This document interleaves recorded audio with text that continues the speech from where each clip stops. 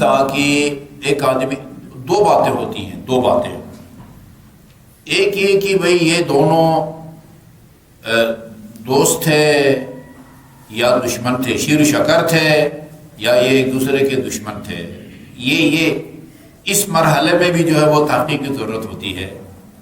اس کے بعد دیکھنا ہے کہ بھئی یہ دو اگر دوست نہیں ہیں، ایک دوسرے کے دشمن ہیں، تو پھر جو حق سچ ہے مجھے اس سے محبت کرنی چاہیے، اور جو اس کا دشمن ہے اس سے مجھے نفرت کرنی چاہیے، دشمنی رکھنی چاہیے. ہم بہت نازک مسائل میں نہیں جاتے. آج بھی جو آدمی یزید کے لیے رضی اللہ تعالی عنہ کا لفظ استعمال کرتا ہے یا علیہ الرحمہ کا یا رحمت اللہ علیہ کا لفظ استعمال کرتا ہے، اس کا امام حسین کے دشمن ہونے میں کوئی شک نہیں ہے. کوئی پاگل ہوگا دل کا اندھا جو یہ کہے کہ امام حسین اور یزید شیر و شکر تھے. اندھے ہی ہوتے ہیں ابھی ایسے افراد موجود ہیں. ہاں بھائی کس نے نہیں لکھا کہ دربار یزید میں تشت میں امام حسین کے سر مبارک کو لایا جاتا ہے، چھڑی سے آپ کے لب و دندان پر جسارت کرتا ہے. یہ سب نے لکھا ہے، سب نے لکھا ہے. دوست سے یہ سلوک کیا جاتا ہے، شیر و شکر ہو جن کے ساتھ اس کے ساتھ یہ سلوک کیا جاتا ہے. کس مورخ نے نہیں لکھا کہ اہل بیت کو قید کر کے یزید کے سامنے لایا گیا؟ وہ امام زین العابدین نے خطبہ پڑھا، جناب زینب کبریٰ نے پڑھا. وہ یہ کہاں کا انصاف ہے؟ وہ تیری کنیزیں پردو میں ہیں اور رسول کی جو ہے نا وہ نواسیاں وہ اس طرح ان کو تو جو ہے نا وہ شہر میں شہر اور جو ہے نا وہ در بدر وہ پھرا رہا ہے. یہ خطبہ صاحب نے لکھا ہے. ایک دن میں نے آپ کو سنایا تھا، ہارون الرشید جو ملک کا مشہور اور پرانا سینئر صحافی ہے، اس نے اپنے ایک اس میں ٹی وی پروگرام میں پورا جناب زینب کبریٰ کے خطبے کا وہ ترجمہ جو ہے نا وہ اس نے وہ سنایا ہے. امیر المومنین علیہ الصلوۃ والسلام نے کا فرمان ہے بہار الانوار میں، ما جعل اللہ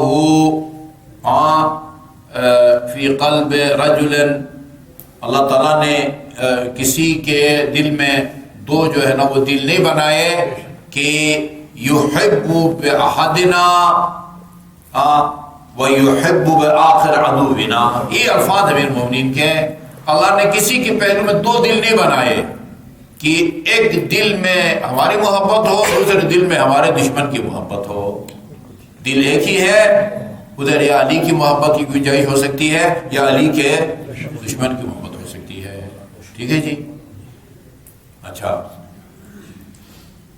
میں نہیں سمجھتا تھا کہ آج بھی عبد الرحمن بن ملجم کے مقلد اس دنیا میں موجود ہیں. آج صبح میں نے ایک عرب پروگرام دیکھا، نہایت احترام کے ساتھ حافظ قرآن عبد الرحمن بن ملجم رضی اللہ تعالی عنہ، وہ جو تھا چینل والا، اس نے کہا تجھ پر بھی لعنت اور عبد الرحمن بن ملجم پر بھی لعنت، اور بند کر دیا اس نے. نقل کفر نباشا لفظ کافر استعمال کیا اس سے جو ہے نا وہ کافر نے امیر المومنین علیہ الصلوۃ والسلام کے بارے میں. یہی عقیدہ تھا نا اس کا.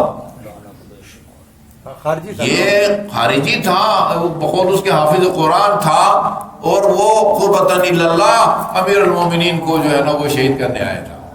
مجتہد کا لفظ استعمال کیا ہے، مجتہد کا لفظ استعمال کیا ہے. اس کا مطلب یہ ہے کہ جس طرح اور بہت سارے مسلمان کوئی امام ابو حنیفہ کی تقلید میں ہیں، کوئی امام شافعی کے، کوئی امام مالک کے، کوئی امام حنبل کے.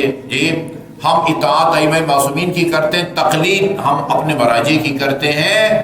یہ جو اس کو مجتہد کہتا ہے اور پھر اس کے لیے رضی اللہ کا لفظ استعمال کرتا ہے، اس کا مطلب یہ ہے کہ یہ اس کا عبد الرحمن بن ملجم کا یہ مقلد ہے.